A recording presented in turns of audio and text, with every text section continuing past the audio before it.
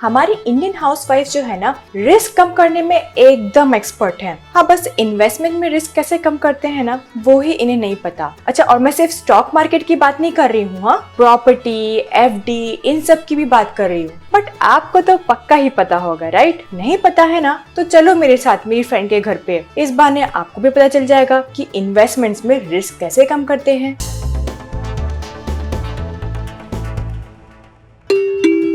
हाय, कैसी है?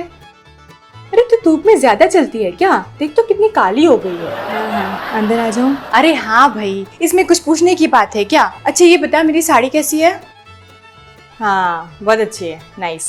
तू भी पहन लिया कर, मस्त लगेगी। हाँ, बाद में देख लूंगी, अभी तू फटाफट से अपने आधार कार्ड लेके आ। हाँ ओके। अरे मुझे चाय नहीं चाहिए, तू आधार कार्ड लेके आ ना। ये ले। तूने आधार कार्ड किचन में रखा था? हाँ। क्यों? देख, कभी घर में चोर आ गया तो मेरा आधार कार्ड तो सेफ रहेगा ना। हाँ, पर तेरा आधार कार्ड थोड़ी लेके जाएगा, पैसे लेके जाएगा ना। अरे आजकल की मॉडर्न चोर, यू नेवर नो। अच्छा, एक चेक भी चाहिए था। थोड़ा साइड उठेगी?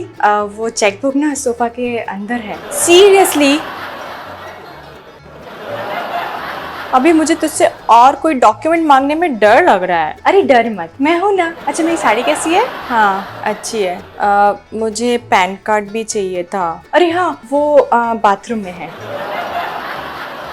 ये ले।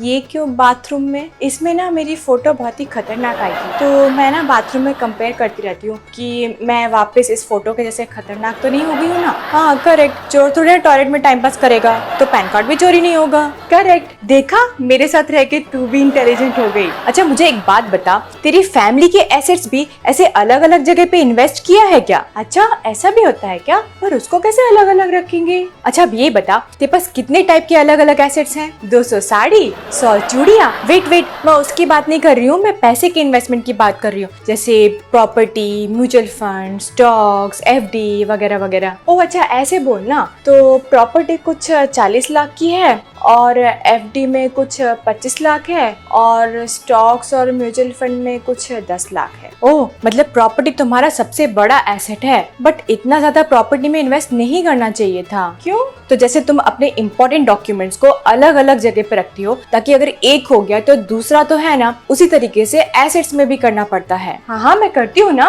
कुछ पैसे किचन में, कुछ कार में, कुछ मंदिर में। हाँ, बट ये सब तो कैश है ना। इन्वेस्टमेंट्स में भी अलग अलग एसेट्स का अलग अलग रिस्क होता है, तो अगर मान लो कोई इमरजेंसी हुई तो तुम इस प्रॉपर्टी को फटाफट बेच भी नहीं पाओगी। हाँ, बट उसको कैसे अलग अलग रखेंगे? प्रॉपर्टी को तोड़ तो नहीं सकते ना अलग अलग कमरों में। और वैसे भी प्रॉपर्टी तो कितनी बड़ी होती है, चोर थोड़ी उठा के ले जाएगा। हाँ, घर तो नहीं ले जाएगा, बट मान लो घर ही नहीं रहा तो कोई भी रीजन की वजह से, मान लो आग लग गई, तो जितना पैसा तुमने घर में डाला था वो सब भी गया ना। अच्छा एक बात बताओ, तुमने इस घर में कोई किराया रखा है क्या? हाँ, एक राजस्थानी फैमिली रहती है ना, बहुत अच्छे लोग हैं, मुझे फ्री में दाल बाटी बना के खिलाते रहते हैं, और मैं भी उनको कुछ ना कुछ बना के देती रहती हूँ। क्या उल्लू बना के? अच्छा छोड़। अच्छा बता, किराया कितना आता है? हर महीने कुछ 5,000 तक आ जाता है। तो अभी तुम्हारे total assets, property, mutual fund, stocks और एफडी मिलाकर 75 लाख होता है। अच्छा, अगर हम देखें कि हर एक एसेट्स का कितना एक्सपोजर है out of this total assets, तो प्रॉपर्टी का 53% आता है,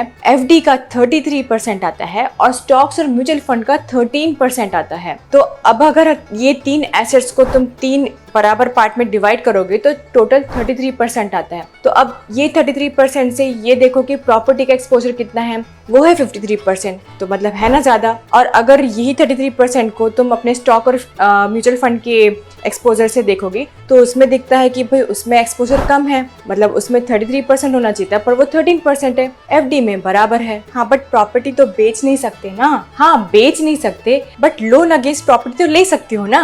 हाँ, बट वो लोन का क्या करूँ? इंटरेस्ट भी तो लगेगा ना।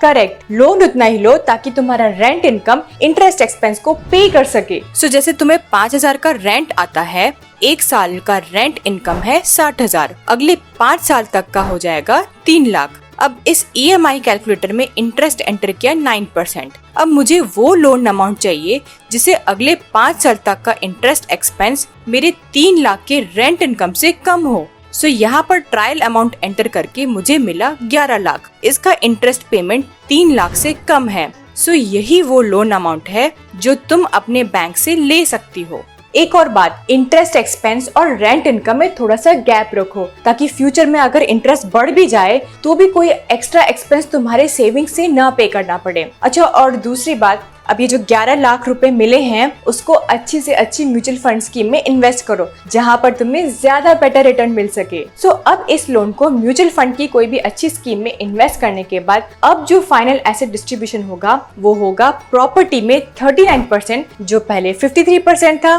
स्टॉक्स और म्यूचुअल फंड में 28%, जो पहले 13% था। एफडी में हमने कुछ चेंज नहीं किया, इसलिए वो एज इट इज रहेगा। थोड़ा 5-10% ऊपर नीचे इज ओके। तो अच्छा, अगर तुम्हें स्टॉक्स या म्यूचुअल फंड में ज्यादा एक्सपोजर चाहिए तो एफडी से 5% जितना अमाउंट विड्रॉ करके स्टॉक्स और म्यूचुअल फंड में इन्वेस्ट कर सकते हो। तो फाइनल जो एसेट डिस्ट्रीब्यूशन हो जाएगा स्टॉक्स और म्यूचुअल फंड का, वो 33% हो जाएगा और एफडी का 28% हो जाएगा। इस हिसाब से एक तरफ तुम्हें प्रॉपर्टी की प्राइस एप्रिसिएशन का बेनिफिट मिलेगा और दूसरी तरफ रेंट इनकम से ज्यादा बेटर ग्रोथ अपॉर्चुनिटी मिलेगी, प्लस तुम्हारा टोटल एसेट डाइवर्सिफाई हो गया, तो टोटल रिस्क जो है वो भी कम हो गया। एक और बात, इस लोन अगेंस्ट प्रॉपर्टी में एक साल में 2 लाख तक का टैक्स बेनिफिट भी मिल सकता है, बट उसकी एक कंडीशन है और वो ये है कि ये लोन अमाउंट आप दूसरा घर खरीदने में ही यूज कर सकते हैं या फिर अपने खुद के एग्जिस्टिंग घर को रिपेयर करने में यूज कर सकते हैं। अरे वाह, ये तो बिल्कुल मेरी हैबिट से मैच करती है। मतलब 21 लाख किचन में, 29 लाख सोफा में और 25 लाख मेरी अलमारी में।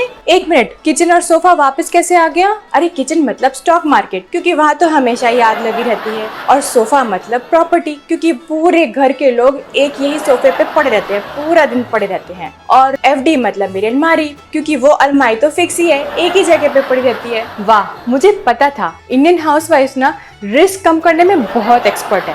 अब इन्वेस्टमेंट भी चालू कर दो।